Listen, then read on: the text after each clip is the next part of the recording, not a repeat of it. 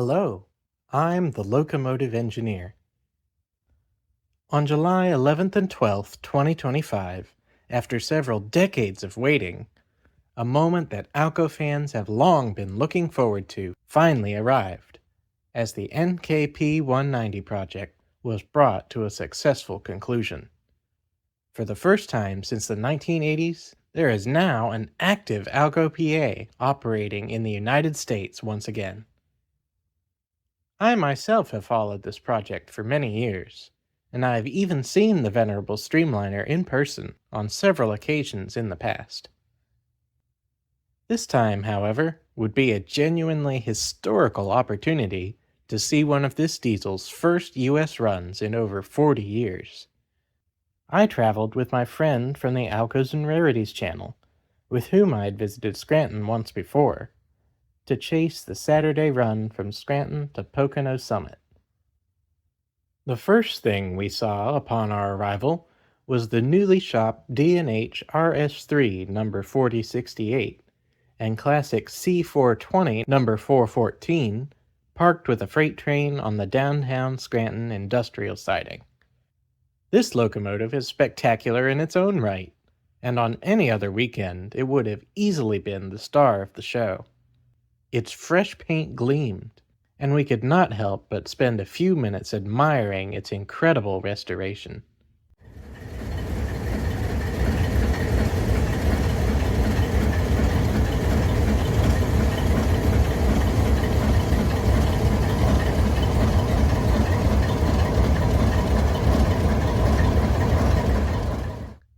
On the adjacent tracks leading into Steamtown, however, lay the reason we were there.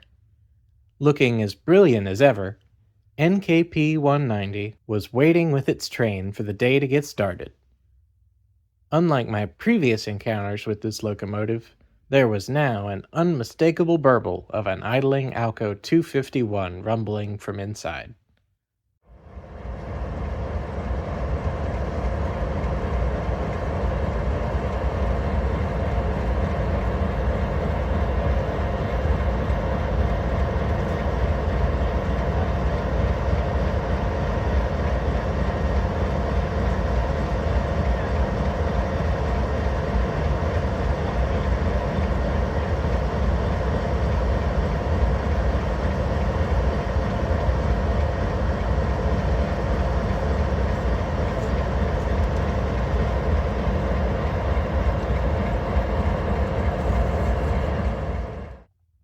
Near train time, they backed the locomotive towards the yard leads and set the switches for the Steamtown station track. Then I finally got to see it do the job it was designed for, as it slowly led the train on a short journey to the platform.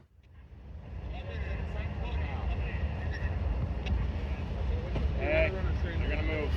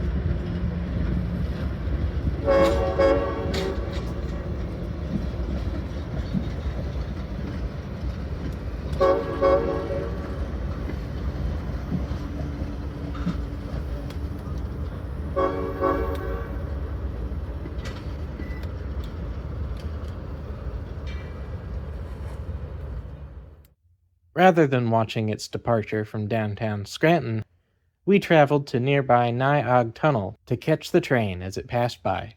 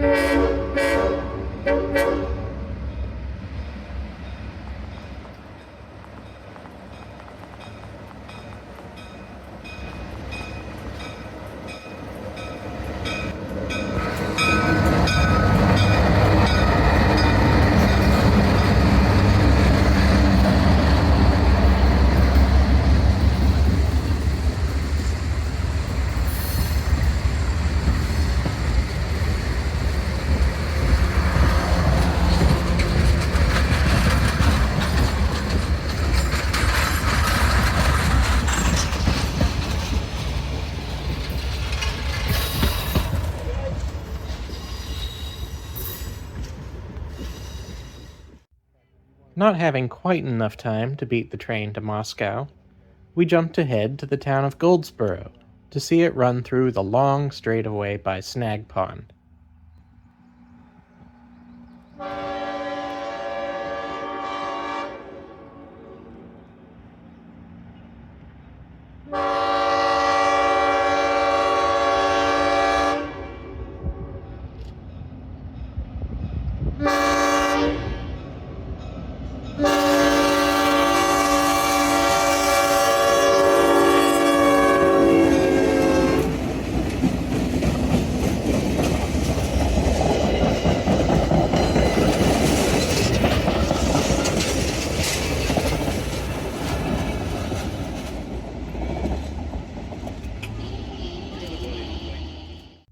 The next stop along the route was Tobyhanna, where the train paused for a good old-fashioned photo run-by.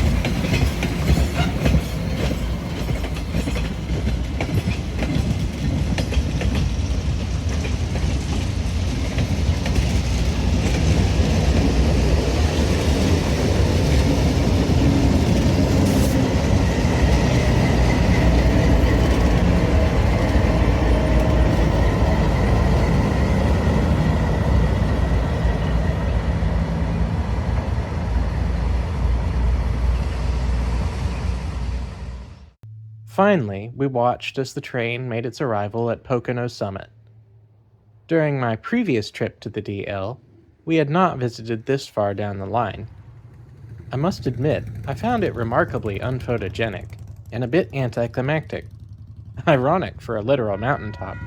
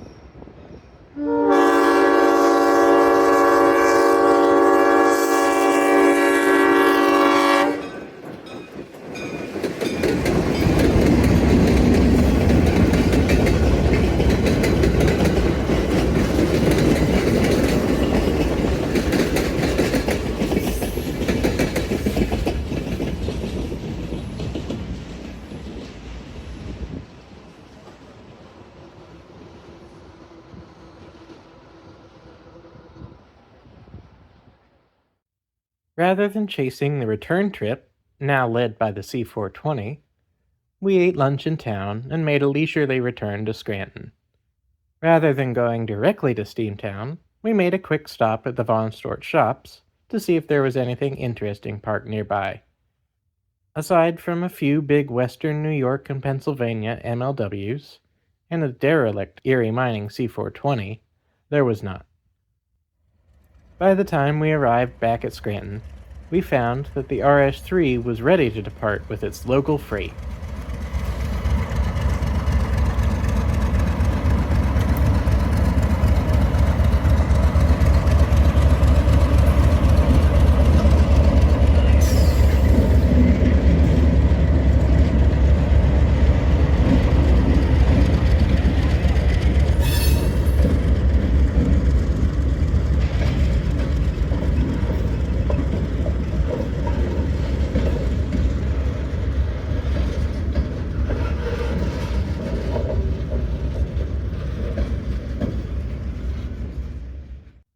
After watching it leave, we headed back to the museum to await the excursion's return.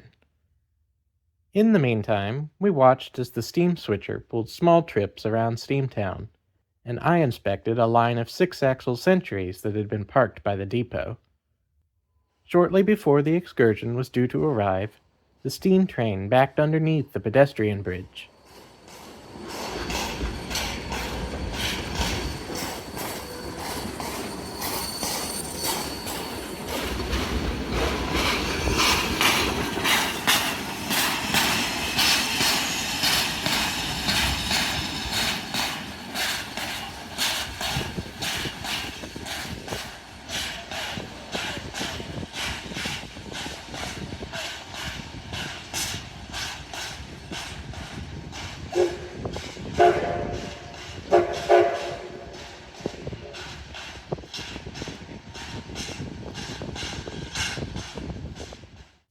The steam switcher was still puttering about in the background as the Alcos finally returned, making the PA's title as an honorary steam locomotive seem a little more literal.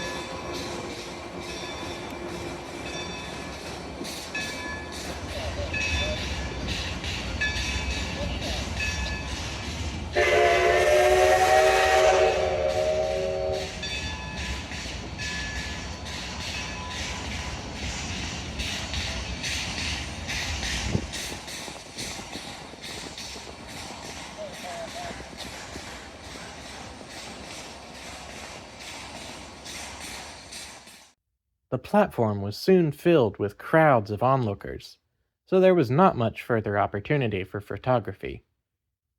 I did at least take a quick look at the new builder's plate that had been installed for the occasion.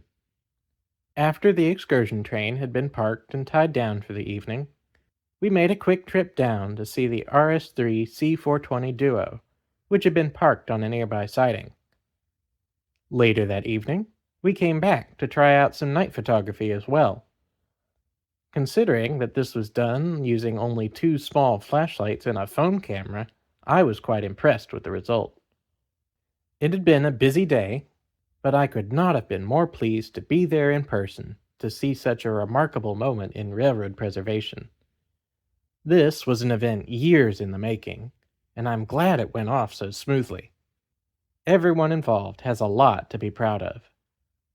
Speaking of the long heritage of NKP 190, I am finally working to finish up my own long-running project to tell this story through 3D models and animation. I'm almost done with the keyframing, but lighting and final animation will probably take a while to complete after that.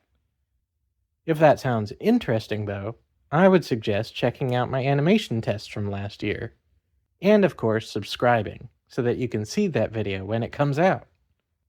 Thanks for taking the time to watch this video. Until next time, I'm the Locomotive Engineer.